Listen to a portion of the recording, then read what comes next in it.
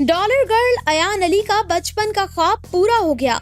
Model और गुलकारा अयान अली ने अपना सालों पुराना ख्वाब पूरा कर लिया। अस्सलाम वालेकुम। तलाश टीवी में खुश आमदीद। अदालत से मनी लॉन्ड्रिंग के केस में जमानत लेने वाली मॉडल और गुलकारा अयान अली ने अपनी ड्रीम कार रोल्स रॉयस खरीदकर अपना सालों पुराना ख्वाब पूरा कर लिया।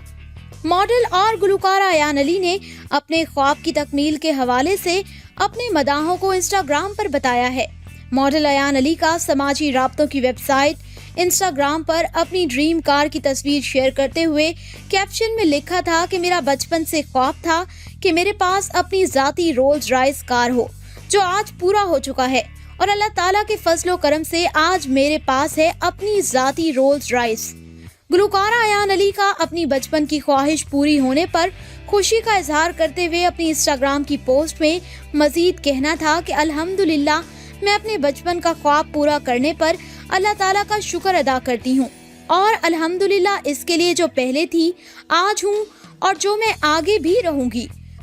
ख्याल रहे कि गुलकारा व मॉडल अयान अली को एयरपोर्ट से कस्टम हुक्काम ने मनी लॉन्ड्रिंग के इल्जाम में गिरफ्तार किया था। तहकीकात के दौरान ये बात भी सामने आई थी कि मॉडल अयान अली साबिक सदर आसिफ अली जरदारी के लिए बैरून मुल्क मनी लॉन्ड्रिंग करती आ रही हैं।